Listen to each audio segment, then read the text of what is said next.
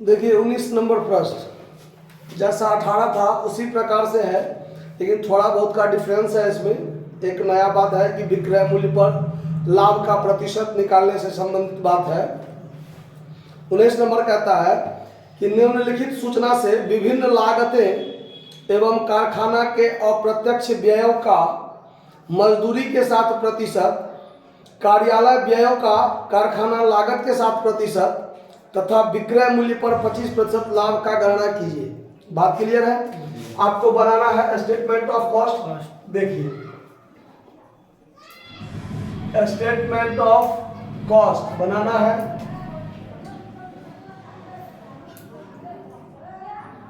Particular amount, ठीक है। इसमें आपको दिया हुआ है ही कि मटेरियल कंज्यूम्ड हुआ है 2 लाख का, यानी मटेरियल कंज्यूम्ड जो हुआ है वो 2 लाख का मटेरियल लगा है। उसके बाद मजदूरी है 4000 का, 4 लाख का। वेजेस जो है आपका वो 4 लाख का वेजेज है। उसके बाद है फैक्ट्री ओवरहेड, ऑफिस ओवरहेड। तो ये सब तो प्राइम कॉस्ट के बाद की बात है। तो 2 आइटम ही था आपको, यानी 6 लाख। ये हो गया आपका prime cost, prime cost clear. इसके बाद आपको ऐड करना है इसमें फैक्ट्री ओवरहेड। तो फैक्ट्री ओवरहेड स्पष्ट है कि 3 लाख, ठीक है। अब इसको जोड़ दीजिए तो ये हो गया 9 लाख। ये हो गया आपको वर्क कॉस्ट, ठीक है। उसके बाद इसमें ऐड करना है आपको ऑफिस ओवरहेड, ऑफिस ओवरहेड। ये है 1,80,000। हाँ सर, 1,80,000 जोड़ दीजिए 10,80,000। ये हो गया आपका टोटल कॉस्ट। इस देखिए ये होता है कॉस्ट ऑफ प्रोडक्शन। लेकिन अगर सेलिंग ओवरहेड नहीं है, आगे कुछ दिया हुआ, तो यही हो गया आपका टोटल कॉस्ट। अब आपको इसमें ऐड करना है प्रॉफिट, इसमें ऐड करना है प्रॉफिट, और तब जो आपको मिलेगा वो होगा सेल्स। अब देखिए सवाल में क्या होता है, कभी कभी आपको प्रॉफिट के बारे में कहता है। देख लीजिए प्रॉफिट 2 तरह से निर्धारण हो सकता है, एक ऑन कॉस्ट और एक ऑन सेल्स, दोनों पर हो सकता है। तो अगर सवाल में कहेगा कि लागत का 5% लाभ शामिल कीजिए या लाभ जोड़िए, तो ये जो आपका लागत है टोटल कॉस्ट, उसी का उतना प्रतिशत 5% निकाल कर इसमें जोड़ दीजिए, हो गया सेल्स।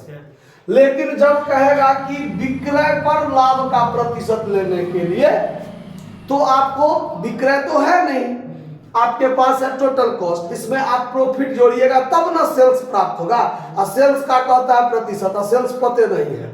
तो उसको निकालने के लिए हम आपको तरीका बताए हैं कि सेल्स बराबर, यदि आपके पास टोटल कॉस्ट पता है तो टोटल कॉस्ट गुने 100 बटा 100 minus percentage profit on sales, ठीक है। इसको घटा लेना है।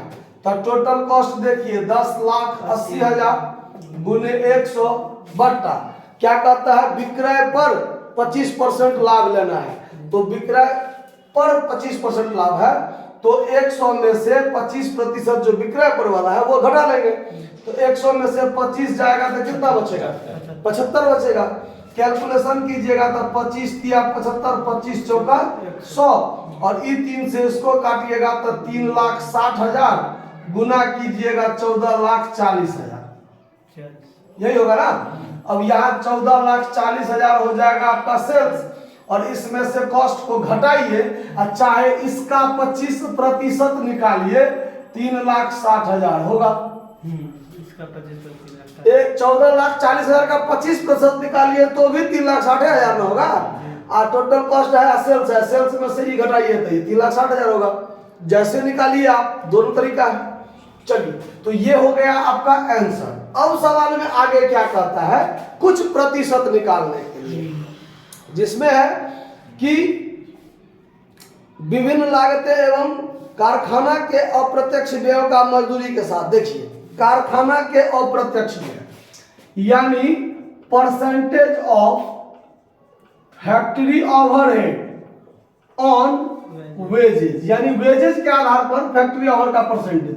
तो ऑन से पहले वाला फैक्ट्री ओवरहेड को ऊपर रखते हैं, तो फैक्ट्री ओवरहेड है आपका 3 लाख, बट ऑन के बाद वाला वेजेज, तो वेजेज कितना है 4 लाख, नीचे रखते हैं और गुने 100 करते हैं।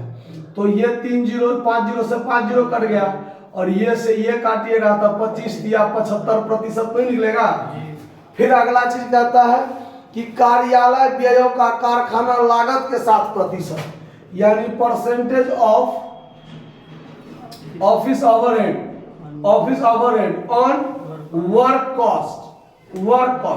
तो ऑन से पहले वाला ऑफिस ओवरहेड 1,80,000 है, 1,80,000 ऊपर ऑन के बाद वाला वर्क कॉस्ट जो कि 9 लाख है, नीचे गुने 100, तो 4 जीरो और 1 जीरो से 5 जीरो कट गया, 9 दूनी 18, 2 दहन के 20% ये हो गया। तो ये 2 चीज आपको कहा था सवाल में निकालने के लिए। सवाल बनकर तैयार हो गया। कहीं कोई बात समझने में दिक्कत रहा हो, नहीं रहा हो, नोट कर लीजिए। धन्यवाद।